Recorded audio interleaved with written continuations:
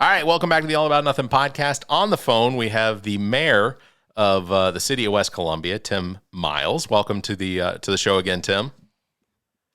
Hey, it's great to be back with y'all again. Well, we're glad to have you back, and you all had a really big weekend in the city of West Columbia this past weekend. From everything I heard, this was a huge success. Listen, it was great. The weather was perfect. The setting was great, right on Meeting Street.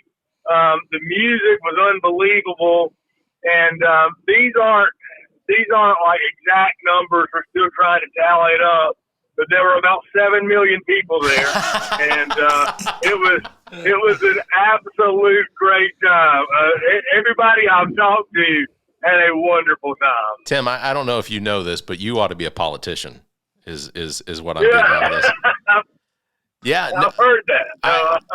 I didn't get to attend this weekend, honestly, because I completely lost track of the date and the time and everything. But I really wish that I had. But everything that I've read, all the videos I've seen, I think I saw probably 30 or 40 TikTok videos from people that I didn't know, but people posting on Facebook and Instagram and everything of just the entire event, and it looked like it was a lot of fun. So I hate that I missed it, but that is simply awesome. So this was the inaugural. Go ahead. Yes, this was the first one. We had incredibly diverse music offerings, but everything from country to like rock and roll to urban R&B type music. We had Billy Joel cover band. Yeah. Like we had multiple stages, different acts on each stage throughout the day. Incredibly diverse crowd. It was so wonderful to see so many people from our community and from so far off. There were people from all over, all parts of the state. You know, Saturday there were 2 other festivals going on. There was the Jubilee Festival downtown and the Greek Festival, which is one of my hands-down favorites. Yeah. So I think there are a lot of folks who kind of came and did a couple of those events and just kind of moved around the city. So it was just a really, really cool setting and great event. I think that's my excuse is the Greek festival, because I went to the Greek festival on Friday and then regretted all of my culinary choices on Saturday. So that might have been what happened. Too much gyro? I had 1 gyro and some of the chicken and the pork, and I overindulged. Go ahead, Tim. I'm sorry. So I was going to ask if you had an extra gyro platter laying around with some tzatziki. I love it. It's great stuff. You know what? I'll meet you. I'll meet you at City Hall one day, and then we'll ride over to what is it? The No Name Deli. We'll get some gyros. Yeah. We'll get some gyros. Hey, we'll go over to Nick's House of Pizza in West Columbia. We can stay even closer than that. There you go. Even though I do love No Name. So you know, I dream and hope that one day No Name Deli may be in West Columbia. Hey, look, that if you could talk them into that, I'm pretty sure you could probably put that on some of your campaign signs. I feel certain. Absolutely. Look, I also want to say congratulations on kicking off your campaign. So the election is this November? November the 7th. Yeah, it'll be here. About 50 days out or so, roughly, give or take. And you know, we're working hard, trying to explain to folks why it's important to keep the team together. You know, it really is a team effort in West Columbia. The most important thing that I do as a mayor, and the other folks who are on city council with me, is we provide good, effective direction for what way we want the city to go. Yeah. And then we allow city staff to run the day-to-day operation. Sure. And, you know, that's the most important part.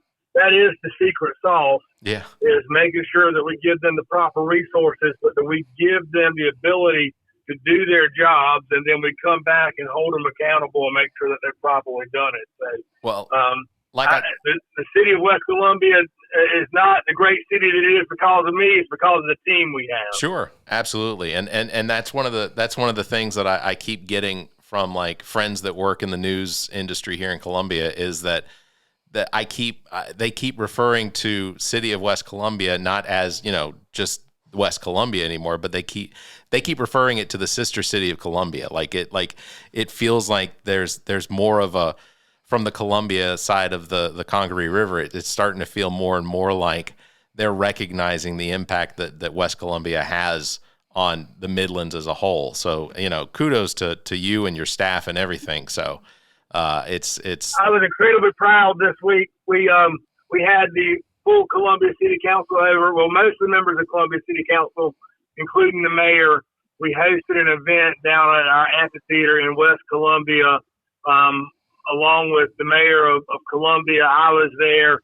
Senator Setzler, Representative Caskey were there, and we were all there to memorialize Joe Taylor, former Secretary of Commerce and West Columbia businessman.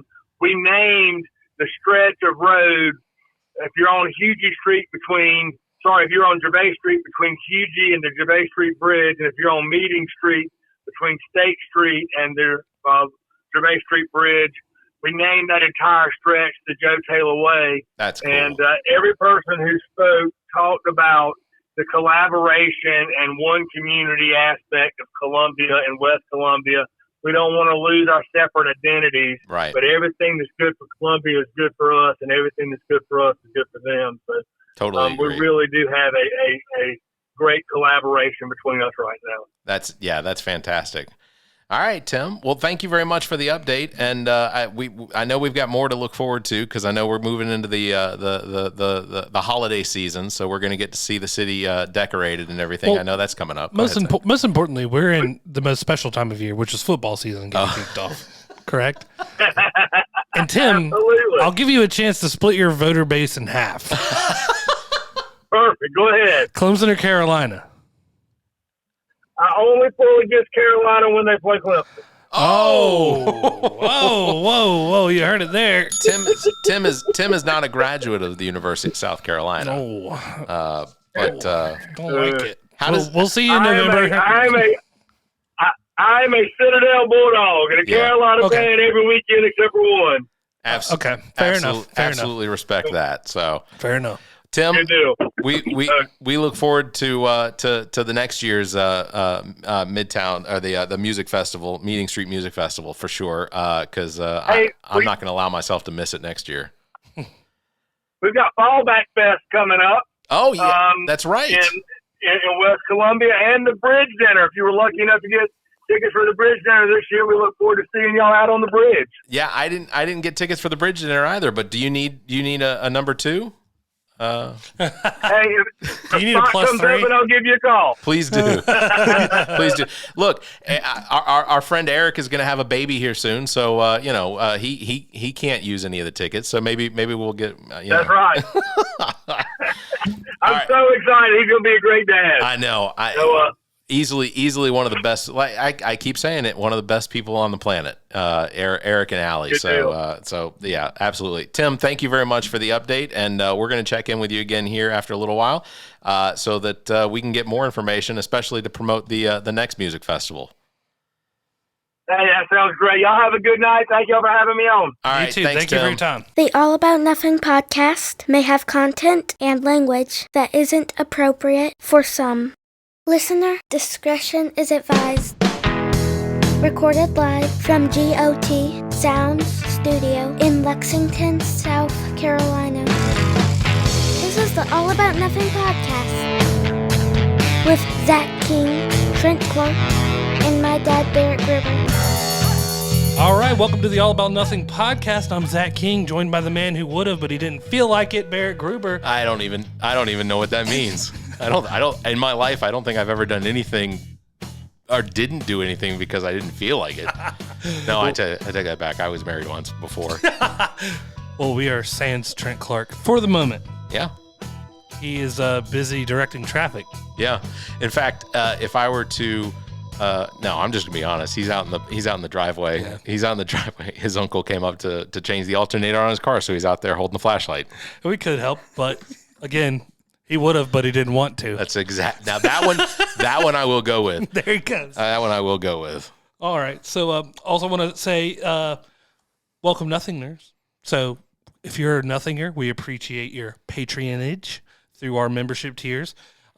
Please subscribe and share the show. It's how we get new listeners. Please also consider supporting us financially by visiting the allaboutnothing.com and becoming an official member, and proudly call yourself a true #nothinger. There's no greater badge of honor. That's true. We have a bunch of membership tiers available that give you early access and exclusive content. So if you're listening to us on Apple Podcasts and think we're worth it, give us a review and 5 stars. We'd appreciate it. Your reviews are the best. Yeah. There's nothing like a good review. Good, bad, ugly, and different. Yeah, that's for sure. I completely agree. And if you're not on Apple, give us a review where you can. We're in a lot of places. Yeah, that's very true. So share the episode with your family or friends, and follow us on Twitter at AAN_pod and Facebook at allaboutnothingUS, and interact. Just search for the All About Nothing podcast or visit our website for links, theallaboutnothing.com. And with that out of the way, as Barrett likes to say, that's right. Let's get into it. I got some shout outs. You got some shout outs? Yeah, I do. And this is actually a correction, because if you listen to the latest episode of Black, White, and Blue in the South, which actually dropped on this Wednesday today, we recently found out that the name that Bill Komlovich, his name is not Bill Kimmler, it's Bill Komlovich. Sounds like his Russian alter ego. Yeah, doesn't it? Apparently, he's been pronouncing his co-host's name incorrectly, but I have as well. So apologies to Dr. Jameel Brooks, not Jamela. It's Jameel. So that has been corrected now. Y'all go listen to the Black, White, and Blue in the South this past week, because they recorded from the Oconee County Democratic Party fundraiser.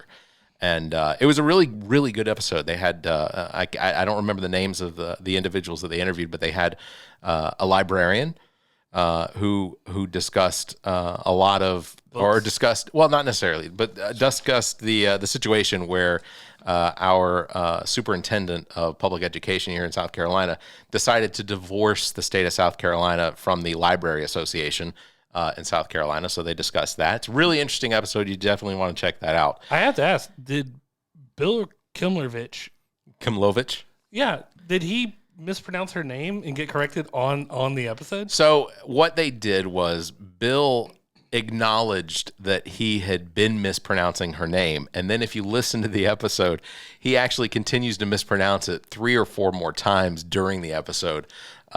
But she and what's crazy is, and I went back and listened to a couple of episodes, she definitely pronounces her name Jameel. Yeah. She says, "I am Dr. Jameel Brooks." She does. And then I knew that. And then almost immediately after Bill goes, Jamel. Oh, he's been pronouncing my last name wrong. It's King. You all do not want him running for office in your district. Sorry, no, I'm kidding. He's a wrecking ball. Bill is a fantastic individual, and I'm very happy to call him friend. So despite his fandoms, yeah. Nerdy by Nature Productions want to thank both Michael Patterson and Leroy Green. I know you thought I was going to mess that up, didn't you? I think all our listeners thought you might. There's always a potential. Leroy Green. Yeah, Leroy Green and Michael Patterson were on the episode last week, so if you haven't listened to that, go listen to that. It was a great episode. Want to thank Tem Miles for being on with us at the beginning of this episode. Tem Miles, of course, is the mayor of the city of West Columbia. He told us all of the great things that went on this past weekend with the the Meeting Street Music Festival, and like I said, from all accounts, the thing was a huge success. There were thousands of people out there. Great music. The vendors apparently were terrific. I saw multiple Instagram videos and TikTok videos that of people I don't even know, but were showing up on my page because I guess because I live in the vicinity. But it was a really, really great time everybody had. Maybe next year he'll let us come and sing the Step Brothers Anna Maria, like the Catalina wine mixer. We're already on it. Someone's got to have a drum kit. Yeah. And for those of you that haven't left the show after our little, we could do some Hall and Oates. Oh, we could. We could do that. We could. So thank you again, Mayor Tem Miles. Real quick, New Brooklyn Tavern update. Wednesday, September 27th, Speedy Ortiz. Thursday, September 28th, New Brooklyn Tavern fundraiser. They're going to have the Callus, Dow Boys, Abacus, Cramped Casket, and Dry Knot. So make sure to check that out. Better than a wet knot. Yeah, for sure.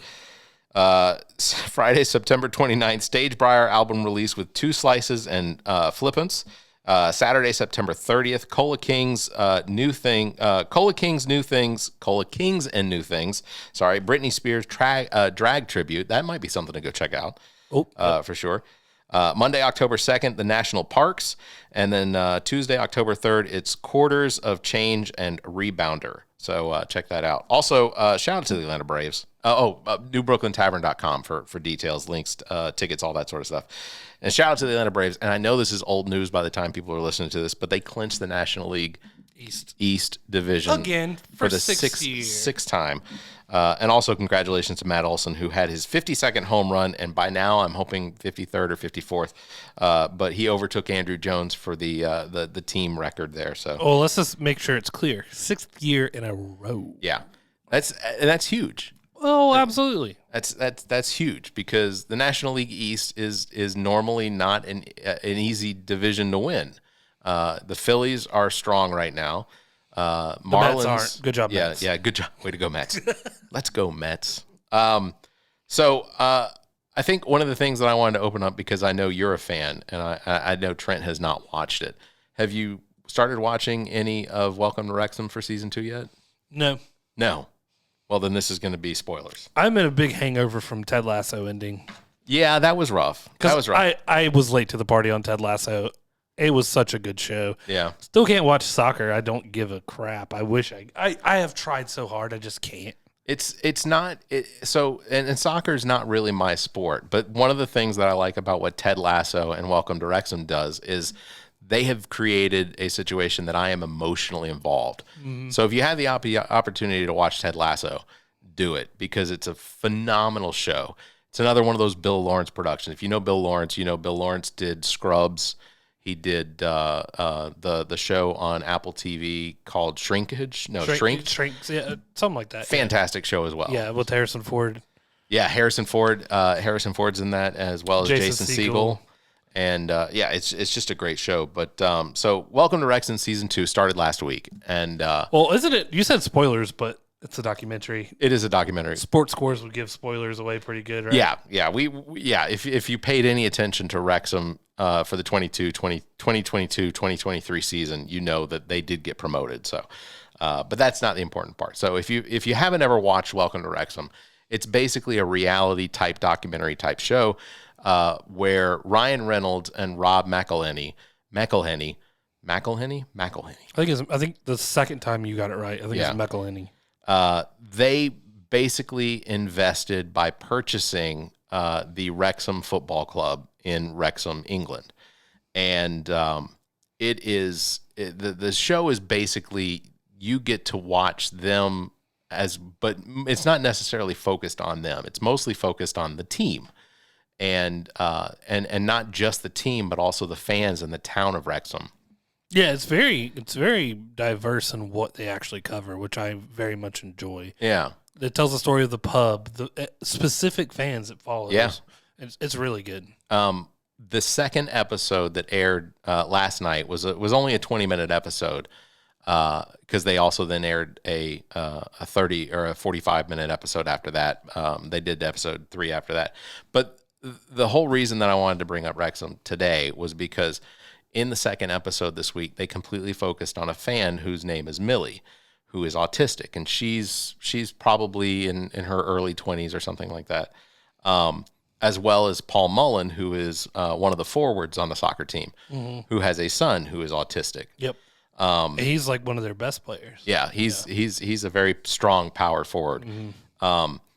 But it wasn't a show necessarily about the club, but it mostly focused on Millie from the perspective of her being such a diehard fan of the club, as well as the whole it's the whole way that has improved, the club has improved her life, and then now the club is achieving some of the things that they set out to achieve. With the influence and financial backing of Ryan Reynolds and Rob McElhenney. And I don't know that there's a more sincere program on television right now besides like Jersey Shore Family Vacation. Jesus. Sorry. But no, this show, I have become extremely attached to virtually every aspect of this show, and every episode has like an emotional like I have an emotional attachment to every episode. When it ends, I'm like, oh God, why did it have to end? I want the next. That's why I'm going to be glad when I can binge watch up most of it. Yeah. And then just be disappointed one time when it's done. Yeah. And the times that like Gabrielle's, you have to go to bed. I have that's fair. Not to surprise anybody, but I've been emailing Rob McElhenney and Deadpool himself, have you? to buy the fucking Panthers. Please take it from David Tepper. I don't know if you noticed. I am wearing my Ted Lasso mustache. It's very beautiful. I should have done that. You should have. So Zach shaved. I shaved. And ultimately, this podcast has never seen me with a shaven face. That is I believe that is a fact. Whoa, shit! Actually, it might have one time. Did it? I'm not sure. I don't remember. See, I think that you have had a beard since the last time I made you shave it off. Right. When was that? That was like 2018 or 19. Yeah. Had to have been. Yeah, I don't think I wasn't doing video YouTube. I know for a fact my daughter turns 3 next month that she had never seen me without a beard. Yeah. And I wasn't going to do the scary thing because when I was 7 years old, your dad did it. My dad my dad had a mustache. I mean, it was the one time he ever shaved it off was when I was 7. My uncle, they planned the whole thing. He took me to the store to go get like sodas and beers or whatever they were doing when I was 7 in 1994 or something. And I come back and my dad goes, "Come here, Boog," which is my nickname for my dad. "Come here, Boog." And I was like, stranger, like the legitimate fear that I did not recognize this man. So when I did my beard, I just wanted to show Eden that her dad has a face. It is fat, but it is there. So like I got the trimmers and I was just like, see? And the whole time she's like, oh. And then forever she didn't touch, like she would touch my face and she likes to like rub my face now with her hands. Yeah. But she goes like this, like just stares at me. She's like, "Dad." And then I think for like the next 2 days, every time I walked in a room, "Dad, it's Dad." Like make sure Gabrielle knew, "There's Dad."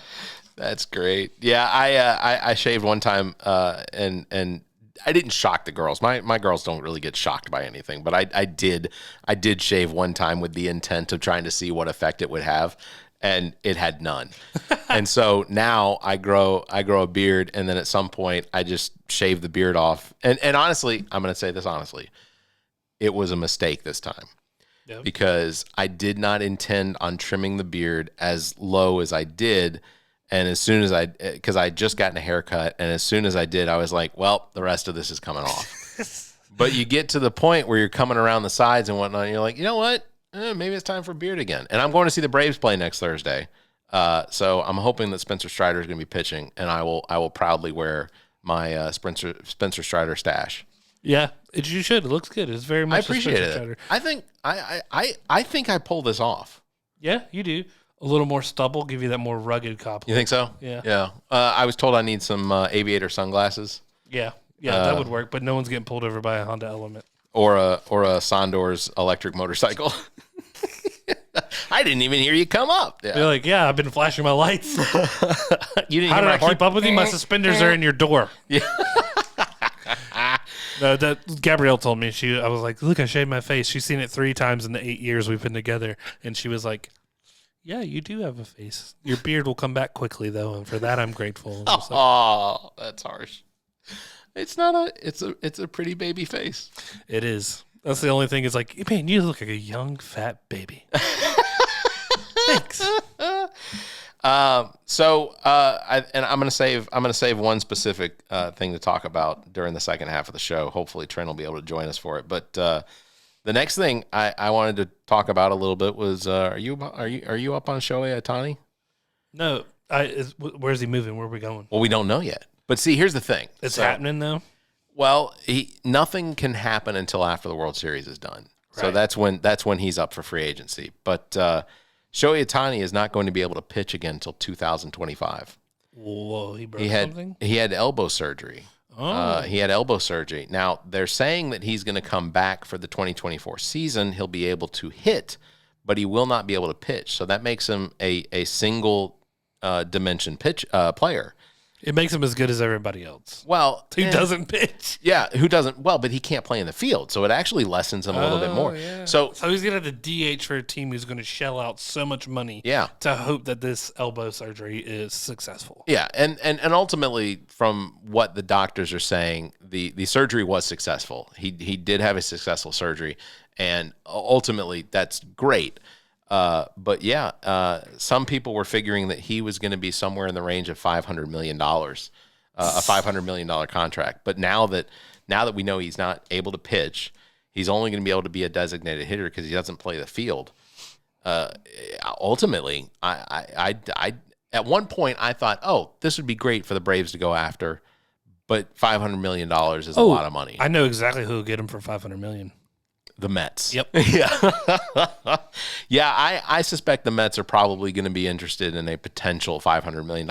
Because who better than to spend money on a player that may not have a full future ahead of them than Their the owner Mets? who's like, yeah, I got a half a bill for you. Let's try this out. Because ultimately, they'll make up most of that in jersey sales, to be honest with you. And a bunch of suckers born every day going just buying. Well, they're still Mets paying. jerseys. They're still paying Bobby Bonilla. Yeah. For the rest of his life? No. I think that there's only a few more years left. Actually, Is there? That's a shame. I really enjoy. No, because I remember when Bobby they last Bonilla time they Day. brought it up, and it was this year.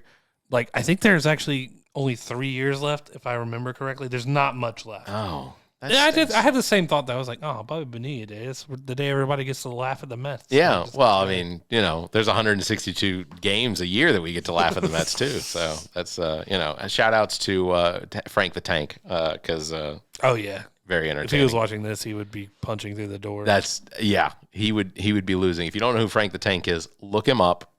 He works for Barstool. Yeah. So, but yeah. So I just don't think that Shohei Ohtani is going to have the value that he would have had if he had not messed up his elbow and had to have surgery.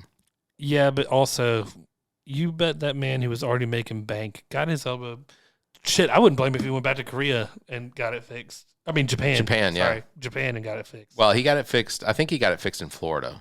Because that's where a lot of like the baseball doctors are. The Tommy John surgery, most players get that done down in Florida, down in Orlando or something like that. Dr. Tommy John better been on that one. Yeah, no kidding. I hope for a speedy recovery because I do enjoy watching Ohtani play. Yeah, he's great. Sure. Now, and you definitely know that his buddy is sitting in the outfield, Trout kicking Like around Trout. the ball. Damn it. Yeah. Remember when I had the highest thing? Now I'm stuck here with no Shawnee. Well, not only is he stuck there, but he's stuck there playing for the Los Angeles Angels. Yeah, that's what that I mean. are Like just awful. I mean, like they are currently, in my mind, the Kansas City Royals of baseball. And I say that as a Fireflies fan because I don't think the Kansas City Royals play baseball anymore. Poor Paul Rudd. Yeah. No, I would really like to see the baby blue Kansas City Royals do well. I really would. They won a World Series just a few years ago. Yeah, it was 17 or something. Some 15, 17, something 16. like that. I mean, that was a thing. Remember that, Paul Rudd? Remember? Did you ever think you'd be sitting here? What is that meme? Neither did I. Yeah. Nope. Look at us. Donald Trump, of course, is in the news constantly.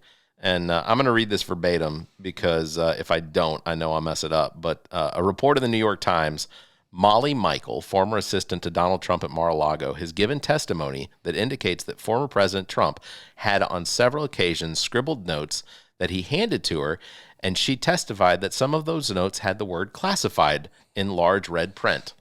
Donald Trump, who's notoriously colorblind, cannot see that. What we get out of that is that he was using classified documents as notes that he scribbled on and then handed them to people who were not of a state that should be seeing classified notes. Ignore the grimace I drew, but under that, can you believe this?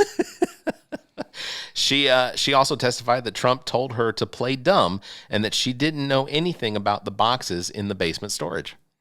More than 90 boxes full of documents and It's not a basement, it's a bathroom, sir. yeah. Well, that was, I mean, we all saw the pictures.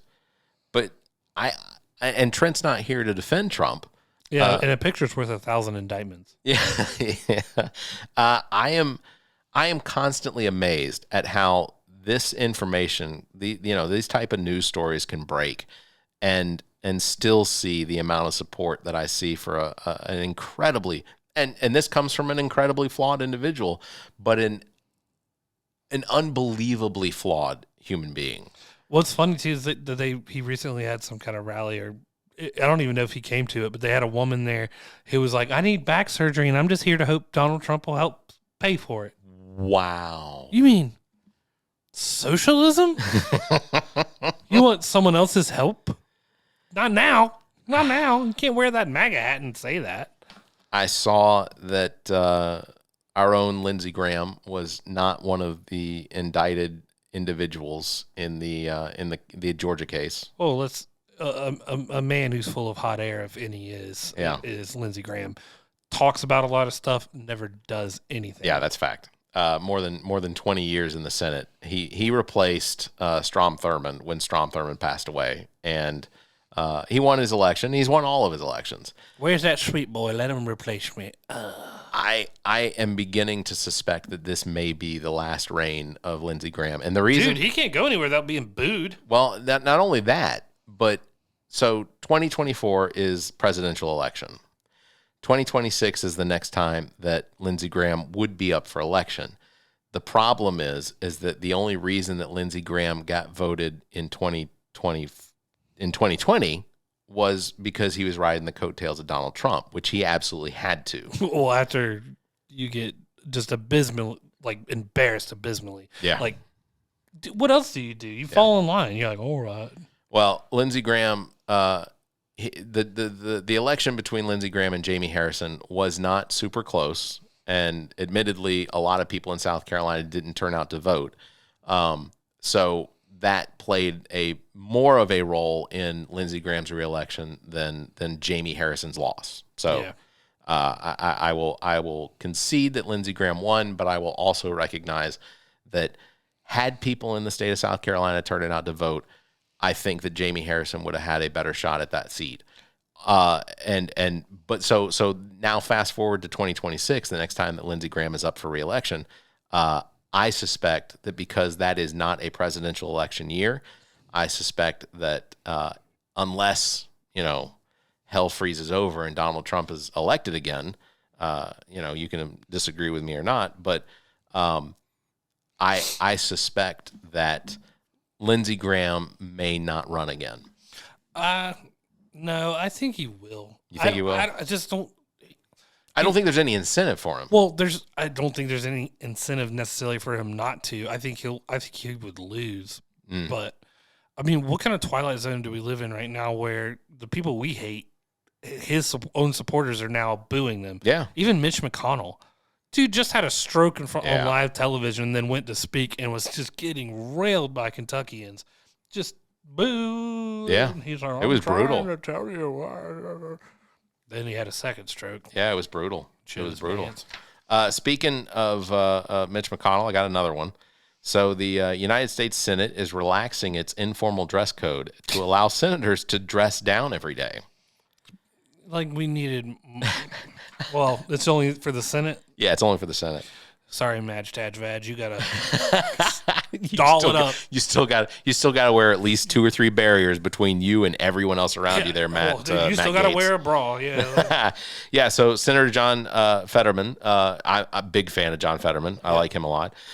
Says that he is appreciative of the change in code, but that he will not dress down wearing a hoodie and shorts to the Senate chambers, which is what he's typically known for. If you watched any of his campaign, he was almost always in a hoodie and shorts, which is what's the word? It's contradictory in my mind. Well, it's Pennsylvania chic, right? Is that what it is? Pennsylvania chic. That's where he's from, right? Yeah, makes complete sense. We're lucky he's not wearing his best Heinz Ward. He's a Steelers jersey and rocking it in there. So Senator Mitch McConnell said this. And then when they rebooted him, he said, all the Republican senators will dress up for work. He says, I can't imagine that we'll be wearing jeans. which I can. Someone will have to tuck my pants in, my shirt into my pants for me. And the only scary comment that I got out of the whole thing was that Senator Susan Collins said that she'd be wearing a bikini to work. So, ooh, and double ooh. Oh man, I'll take it. Yeah. I really wanted Trent in here for the next one that I wanted to talk about. Aliens? Well, no. Did you want to talk about aliens? Look, you know what? Yeah, fine. We'll talk about aliens. Apparently they scanned these aliens after the Mexican. Oh yeah. What are they called? It's not the Congress of. It's not the Mexican. Yeah, it's basically It's Mexican Congress. Yeah, but they call it they call it like what England calls it or whatever. Do they call it a parliament? Parliament. That's Do it. they? Yeah. I didn't realize that. That seems kind of odd considering, but yeah, I guess it works. Well, it's kind of takeover that we talked about on What the Pod, where we viewed these aliens that look like those pretzels covered in white chocolate that's just been in the bag a little too long. Yeah. They're there, but apparently they scanned them again, and it's completely, they're like, no. There's no bones. 3-finger guy loses again. Like he's like, God, how many 3-finger things I got to bring to the people before they believe me? This is what his second. This is the second time Third he's time, been falsified or whatever. Yeah, and like I didn't get to read the article, so I'm not going to throw into it. But I think they found something as ridiculous as like bubble gum on the inside. Like, oh no! Like it was insane. Like clearly this is like was a hoax. So there's no possibility that aliens are made of bubble gum. Is that what I'm supposed to take away from that? Not in this multiverse. So not these. I'm just saying that, but it was something on that accord. Like I got to skim over the article, and they were like, "What the hell?" Yeah, I went back and looked at the video of them displaying the aliens and whatnot, and the only thing I could get out of my head was these looked like paper mache. Well, and they showed like the MRIs and they showed the X-rays of these. They were like these are bones, and you can see the 3 fingers in the bones, or the bones in the 3 fingers, and it just like,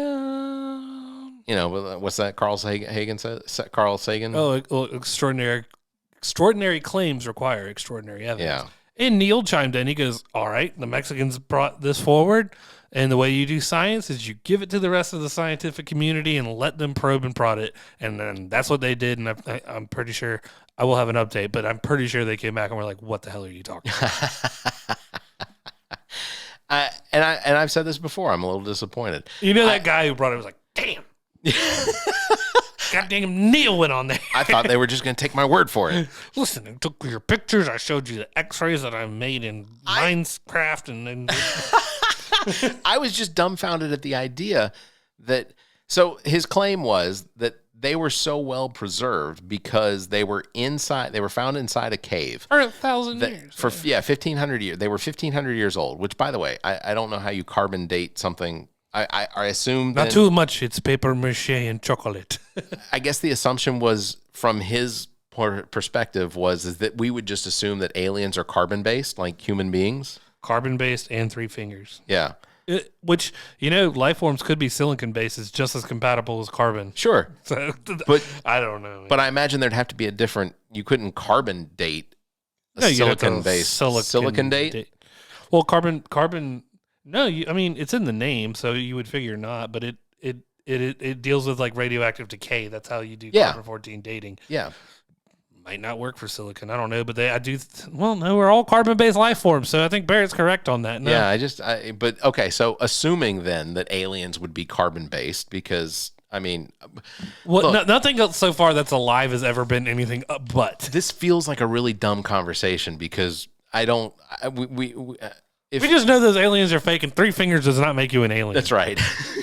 Because we saw a guy on TikTok that only had 1 finger. That's true. And a really sharp claw on the end of one of those fingers. So Barrett shared that, and me and Carrie kind of just sat there in horror as he put his fingers in a Chinese finger trap. And then he's like, oh, shit.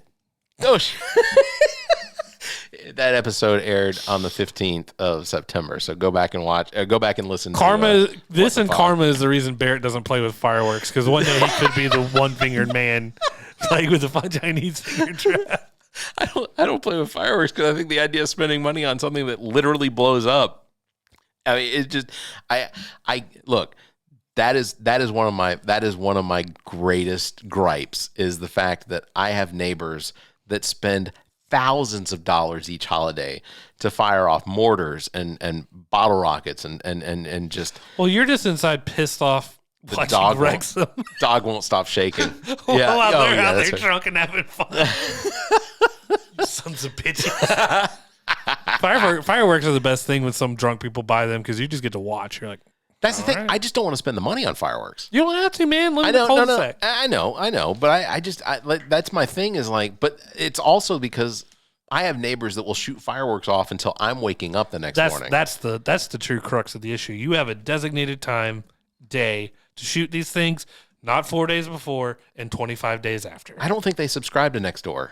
I don't think they're aware because the police aren't doing anything about it. No. And I don't know that there's an ordinance where I live. So it's not like I can go back and be like, you guys were firing off fireworks till 4 o'clock in the morning. And according to the this thing here, you're supposed to stop at 12. Yeah. Walk with that ordinance. Be like, statute 352 clearly says I would get beaten up. Yeah, that's exactly what would happen. You would leave with a filework come going here, off nerd. in your ass. Yeah. I will. When it comes to aliens, though, I will absolutely agree with Leroy Green in that I don't know that this is the proper environment socially to introduce aliens to it because there is the potential that the worst of us would represent us. It doesn't matter. If they're coming, they're going to come. Yeah, I agree. But right with Leroy, I just don't. No one actually has proof. They're like, shit's happening. And you can go, it is interesting. It's awesome. I wish it were aliens.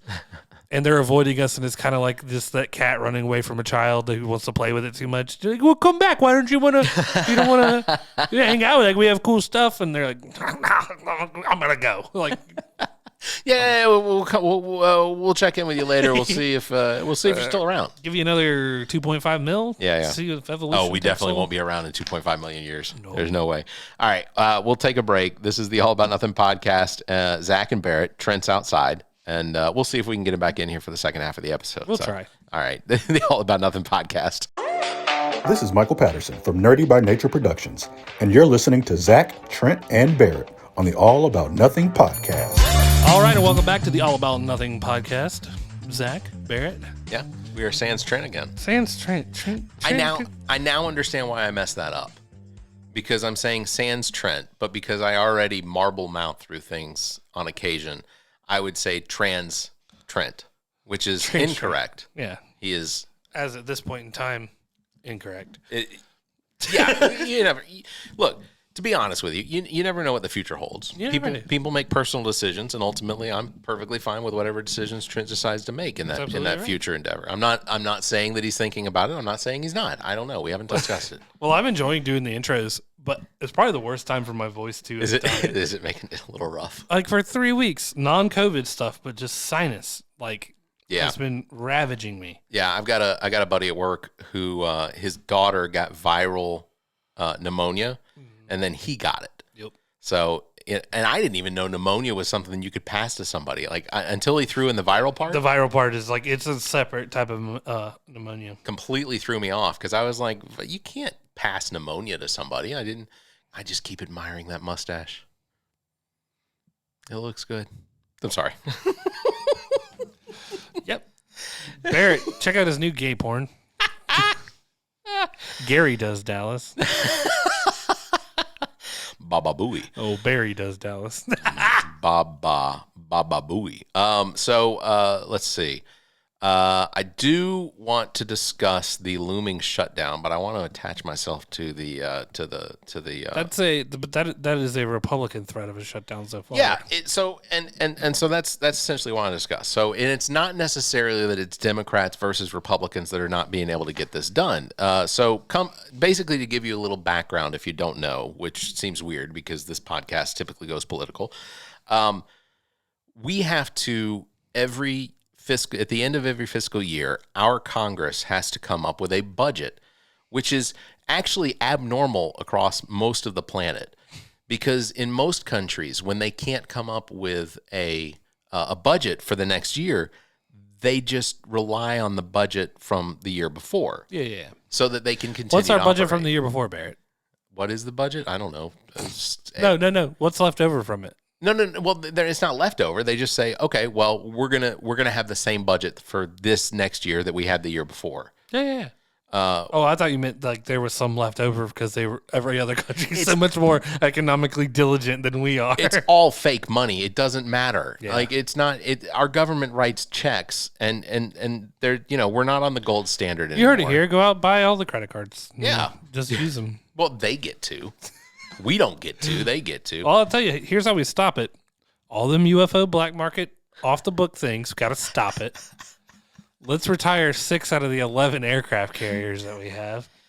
We do have a massive aircraft. I think we'd be that good is a there. fact. Yeah. I don't know. Sell nuclear bombs to Iran because they don't know how to launch them anyway. No, I fully agree that I am of the mindset that we could cut our defense budget in half and still have the money necessary to take care of the veterans, to take care of, our research and development, things like that. It's like the next 30 countries combined don't equal our military industrial complex. Yeah. Like, you won. We're good. We're fine. Yeah. We're good.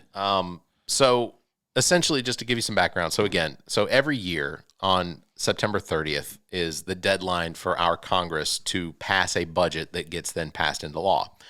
And every year we go through the same thing of a looming federal government shutdown.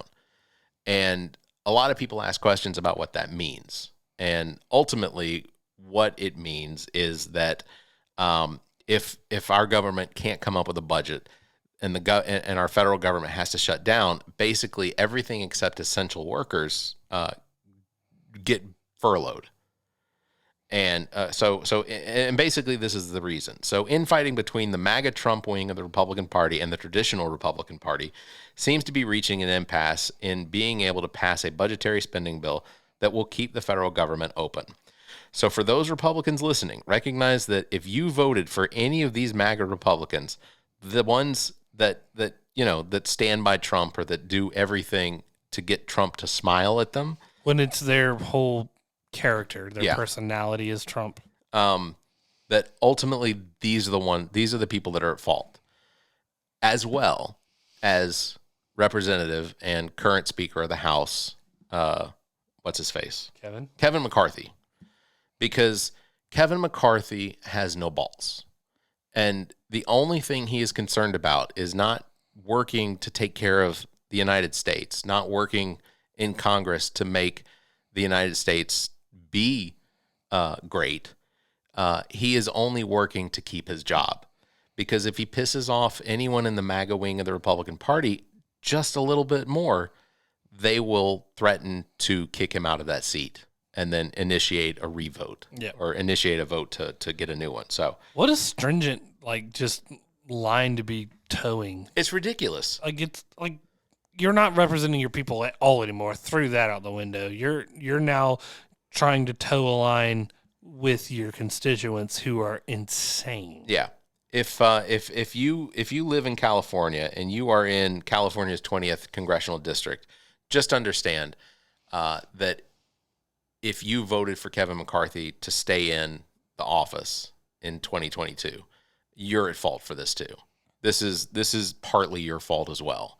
And I am perplexed as to how people cannot recognize that Kevin McCarthy himself is responsible for this. It's not the Democrats that are fighting against him. In fact, from things that I've read, I've seen where the Democrats are continuing to try and work on a budget that could potentially get passed. Meanwhile, Kevin McCarthy and the MAGA wing are working on trying to impeach or find evidence that they can impeach President Biden with.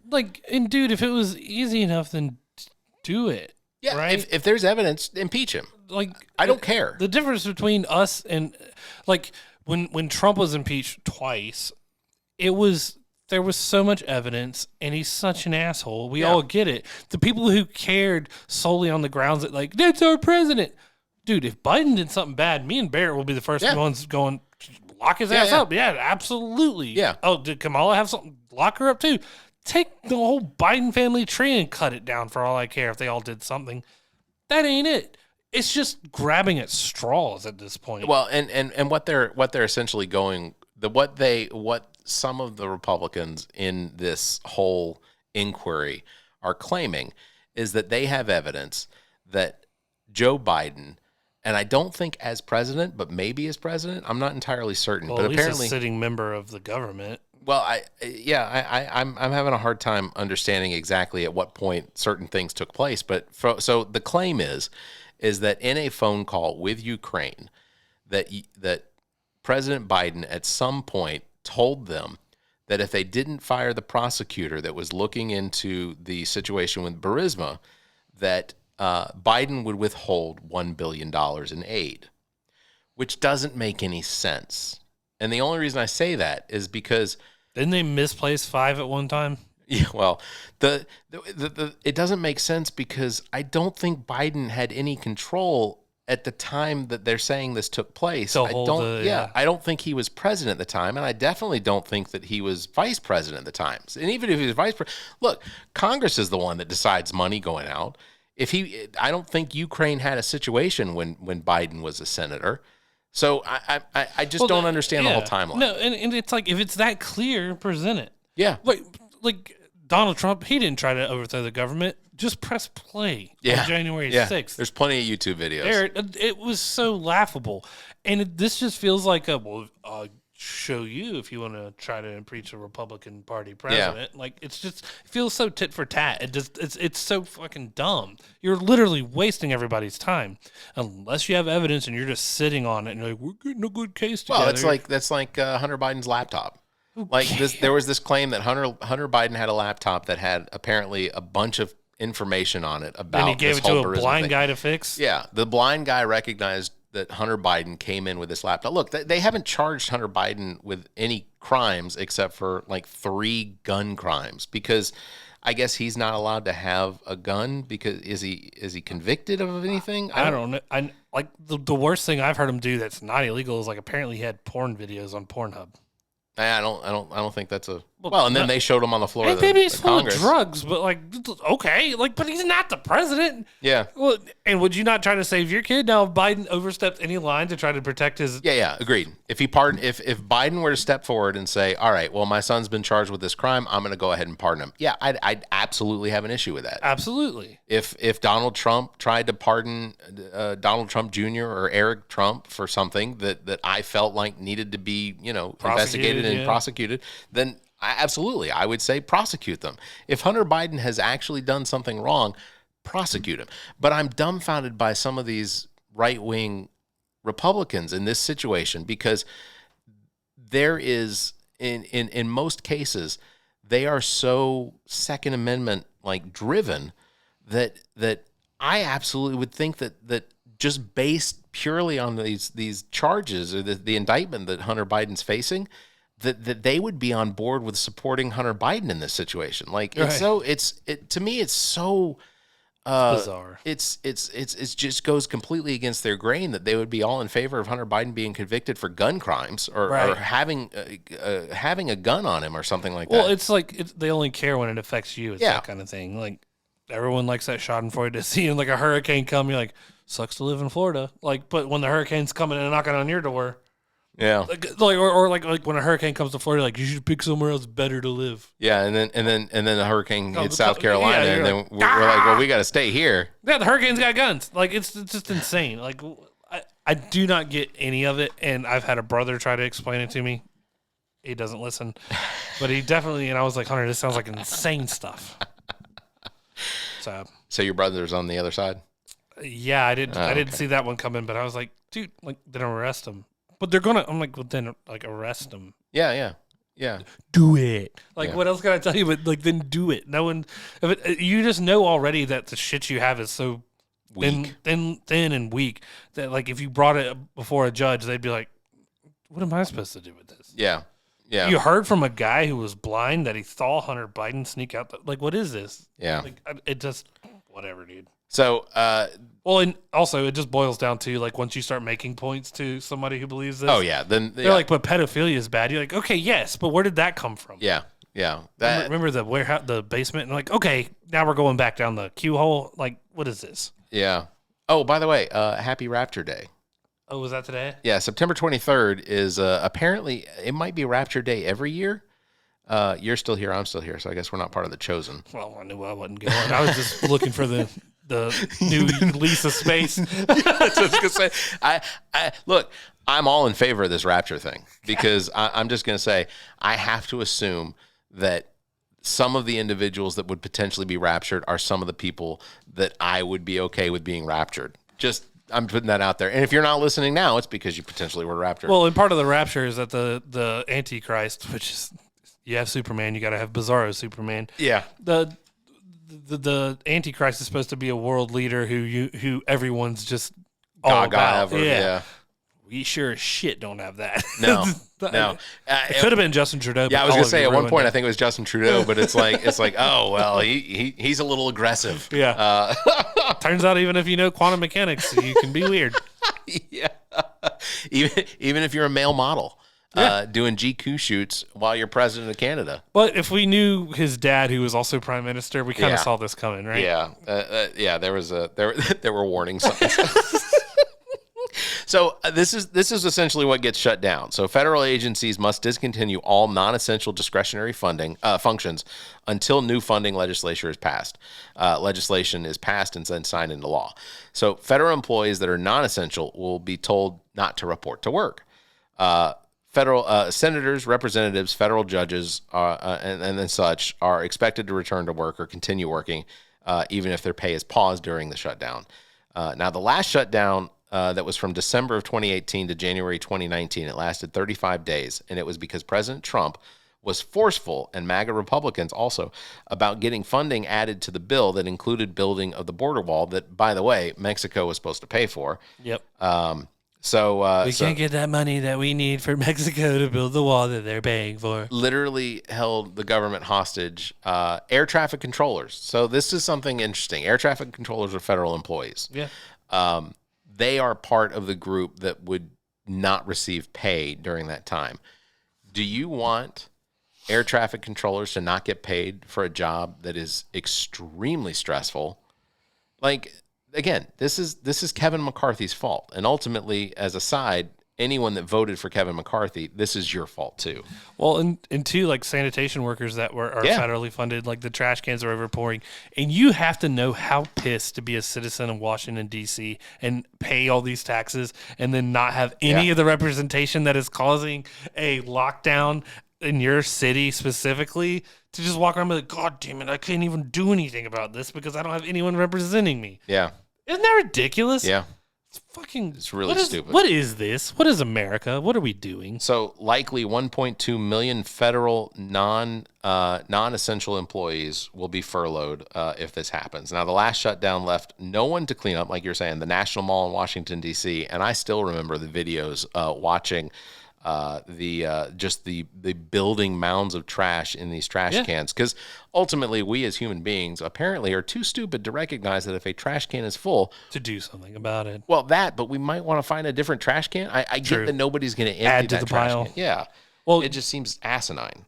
There was one great thing to come out of the last shutdown.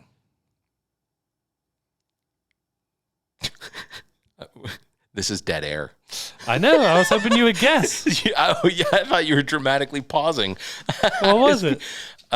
One great thing that came out of the last shutdown. Hilarious, too. I don't know. Clemson won the national championship and went to the White House and got fed food. That's right. It was like a bunch of fast food. Wendy's and Taco Bell. He's like, I got the biggest spread from all the places around here that aren't paid federally. Was that because of the shutdown? No chefs to cook food for these national champions. That's crazy. And they didn't mind because that is the delicacy in Pickens County. Man, this Taco Bell's only lukewarm. That's so good. These bean burritos, the beans, they ain't even cooked. You mean I get Wendy's, Burger King, and Taco Bell in one plate? Holler. I'm going to be honest with you. I don't think anyone on Clemson's team is from Oconee County or Pickens County. Pickens, yeah. Yeah. Dude, tons. Guaranteed tons. Yeah, they didn't play.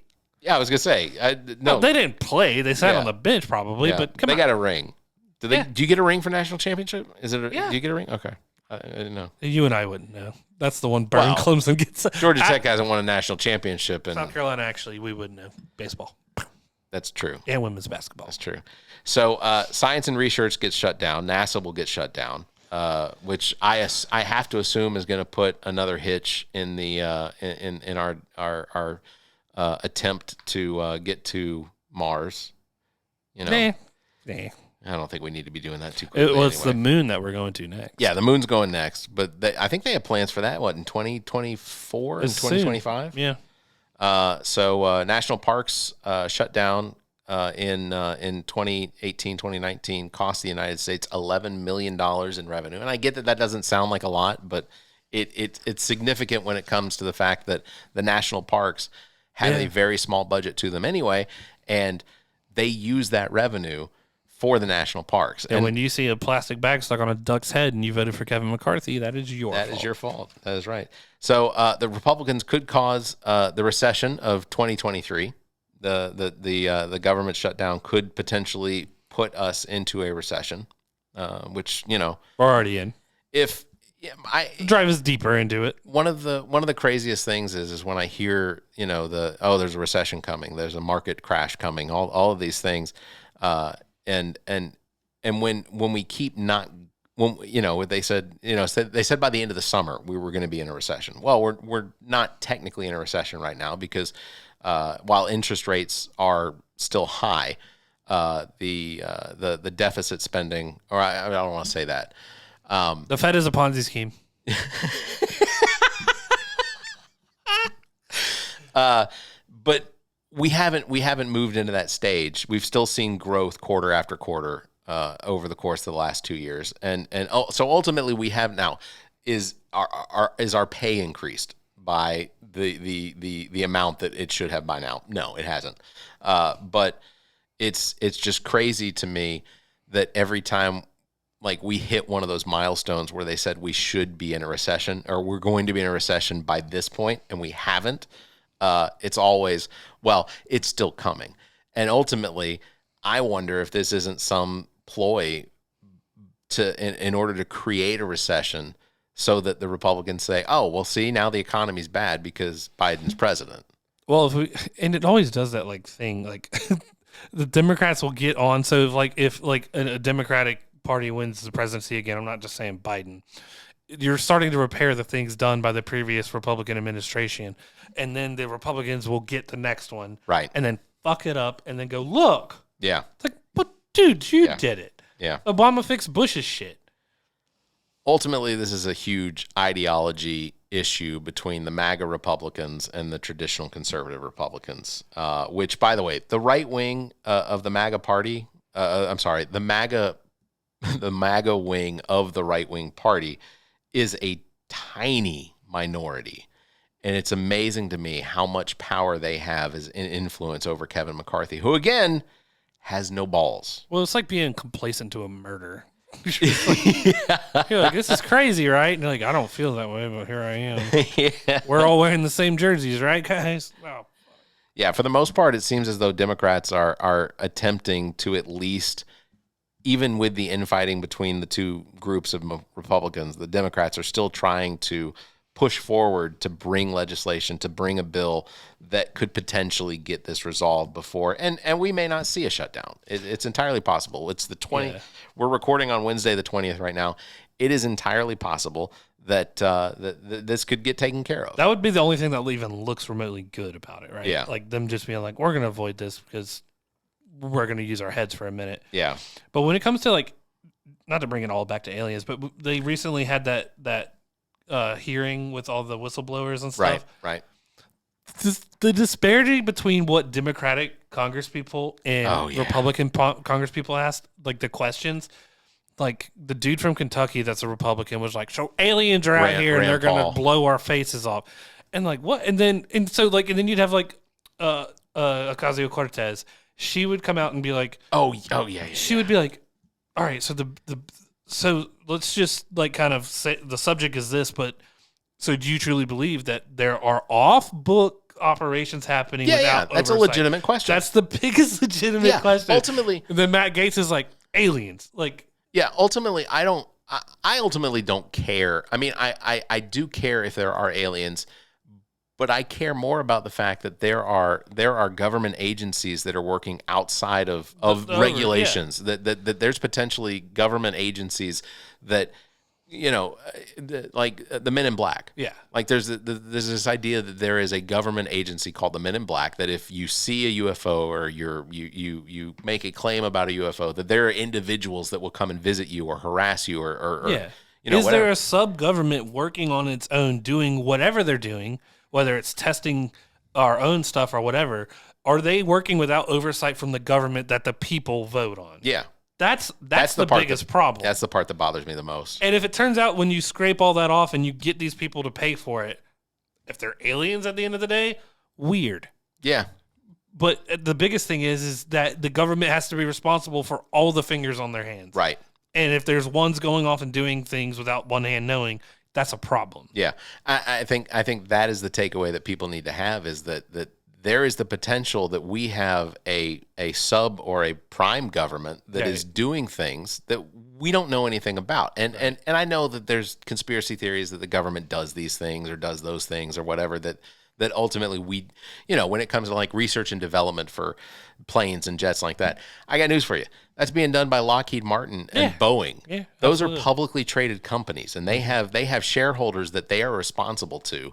And they have to make reports to. And while they may not be disclosing like how we've created like 5th gen fighters that can evade radar detection but that's their private business. The federal government is something that we all pay taxes for, and we're forced to pay taxes for.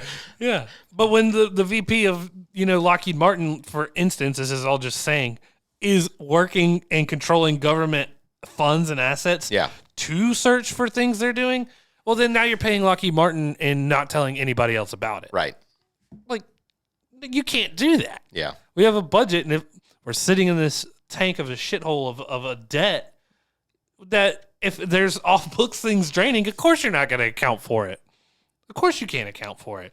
And there's been proof that there is chunks of the budget that gets just wiped off. Discretionary spending that is not included. It's like we're going to pay $15,000 for a toilet seat.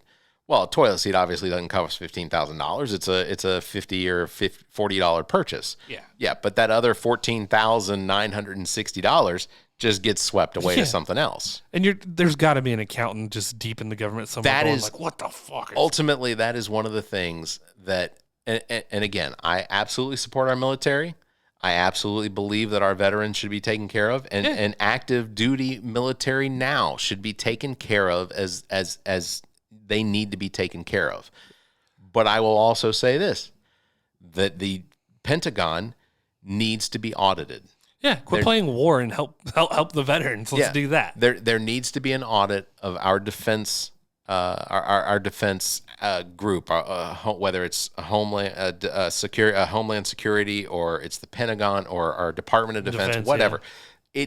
There needs to be yearly audits done on the money that's being spent, where it's going. And I don't think doing I don't need to know about it, but I just need to know that there is some oversight on a organization that it makes up a quarter of our budget every year. I mean, it just. And to think like NASA gets like 0.013 of that. What is it? How much money does NASA get to monitor space around Earth for asteroids and things like that? It's nothing. Yeah, it gives them like, it's still if you billions. Hold the amount of, I know it's billions, but like, if you hold your fingers out away from your face at arm's length and you put them about an inch apart, the money that's available for NASA to scan the skies for potential Earth impacting asteroids and meteors, it only makes up about that much space. Mm-hmm. And that to me is insane because it's been, and thank God for Jupiter. Because if it weren't for Jupiter, we'd be bombarded a lot. Get this one, Jupiter. Get this one, Jupiter. I said, thank God. Thank Jupiter. Thank Jupiter. Jupiter's a god, wasn't he? Yes. They were all gods. So, including diabetes. That is coming up on episode number 43 or 44 of What the Pod Was Asked. So check that out. Percy is his buddy, Diabetes. Diabetes. Diabetes. So before we wrap this up, sans Trent, have you heard that that Elon Musk has made the decision that he wants to make Twitter, everyone has to pay for Twitter? Oh, well then there goes Twitter. Yeah, I will be the first to close my. I won't be the first. They're gonna shut me off when I don't pay them. Yeah, it's gonna be a echo chamber of rage. So let me. Oh, is Trent? Are you joining us for the last 2 minutes? Hey. No.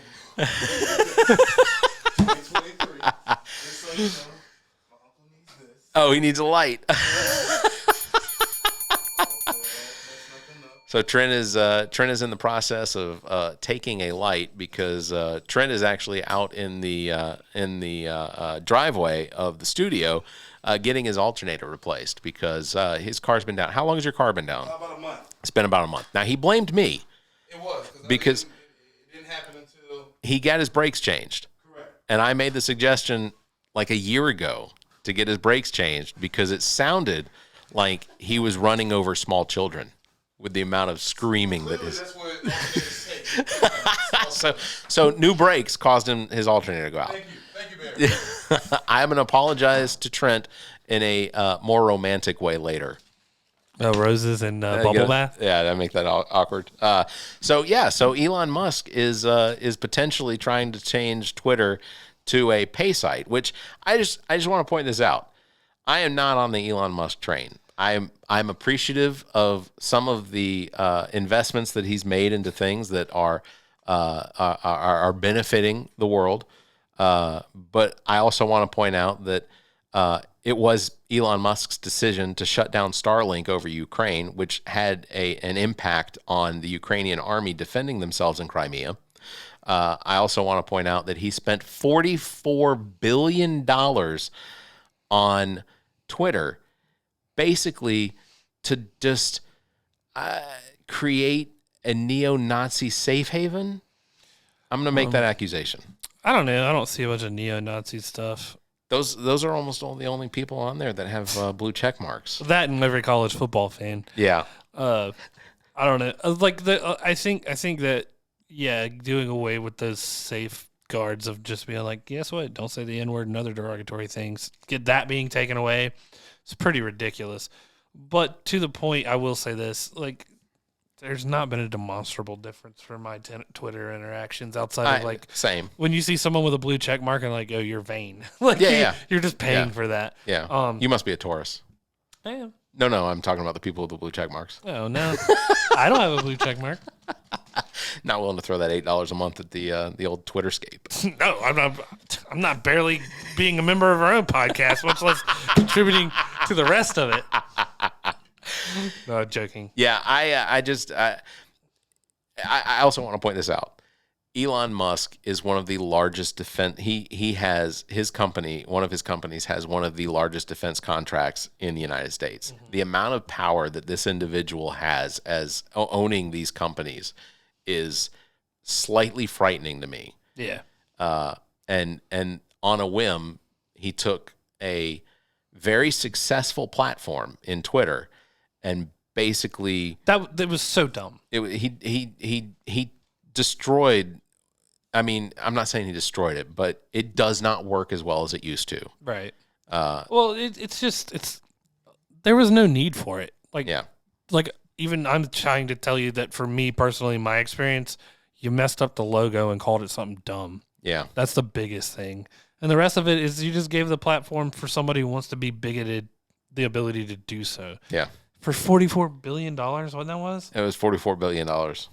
Duh, he's charging for it now because that's the dumb investment. Yeah. And you pissed off so many Hollywood types, take them or leave them if you want, that promoted that site. That was their space too, and they're staunchly against what you represent, which is fine.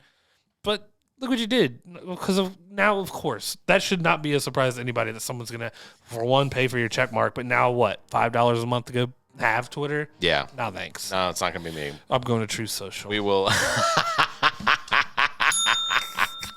All right. I think that's enough. You think that's enough? Yeah, at least Trent made an appearance. Yeah, Trent did make an appearance, so we're glad we got to see Trent, who showed his face, gave us a peace mark, and then peace sign, and then ran off. So, good episode. Good episode. I enjoyed. I didn't know we would be doing this, but I didn't either. That's good. I didn't either, and I got to hit on everything that I wrote down. So Nice. And that's aliens. always an accomplishment. And aliens. So we filled that episode just fine. What episode is this, Barrett? This is episode number 174. All right. Well, that is going to do it for episode number 174 of the All About Nothing podcast. Thanks to me, and thanks to Trent, and then to our guest. What the fuck? Barrett writes these out weird. Barrett Gruber, thank you. That is true. I do write them out weird. Links to all our past episodes, podcast platforms, merchandise, and social media are available on our website, The All About Nothing. I got to be honest. I don't know what it is that triggers Trent to hit the bell. It's all the plugs. Is it? Okay. So like when he says the website, Episodes. or when I say the website. Episodes, platforms, merchandise, social media, all available on the allaboutnothing.com. If you think our financial model of giving away free content and entertainment is silly and you're in the giving mood, why not become an official Nothinger and support the show? Let's support us. We support us. We do. It's your turn.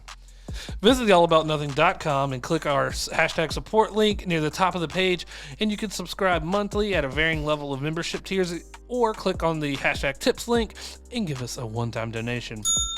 Also, Trent tiers out there. Yeah. Do sign up. Somebody sign up for the Trent tier, Please. because And make them just do something. ultimately I want the content that will be created from someone having Yes. Trent. Well, we're in going their- to be there to witness it Oh, all. for sure. Because the Trent tier is Trent's idea. Yeah. It was totally his idea. It's hilarious. I would never sign up to do anything for $100. If you'd like to join in on the conversation. You're talking to the guy that paid $75 for one full night of basically being terrified by sweaty clowns. I paid $75 to be. I wouldn't put myself out there to do a veiled anything Okay, for fair. $100. That's fair. There's things I would do for $100. There's fair. Just don't kiss me on the lips. Make sure you check in this episode 175 when we discuss exactly what Trent would do or Zach would do. What I wouldn't do would $100. be a shorter list. If you'd like to join in on the conversation, join our Discord channel and click on the banner on our webpage. That'll take you there. I'm on Discord all the time, Oh, yeah. so come find me. Please subscribe to the show, like and follow on Facebook, Twitter, and share us with your family and friends.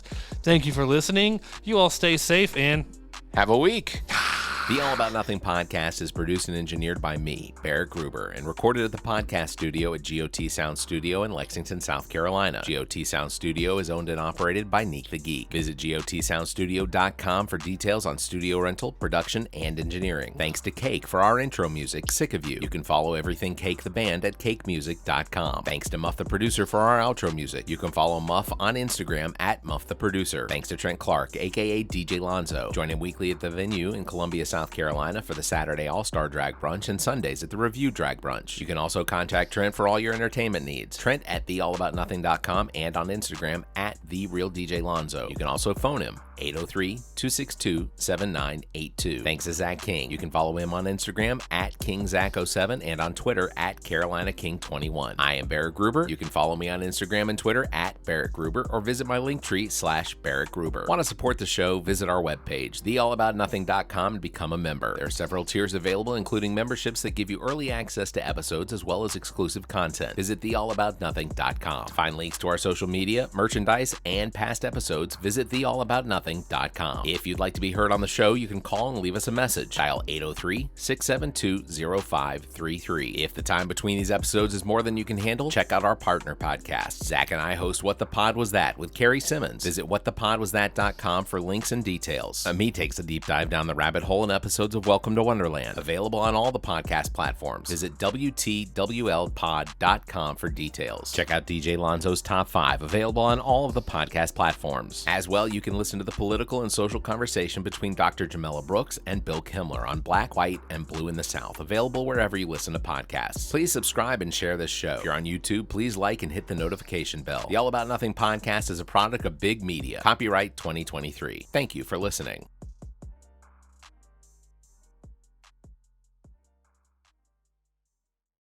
preceding podcast is a product of Big Media and copyright 2023, all rights reserved.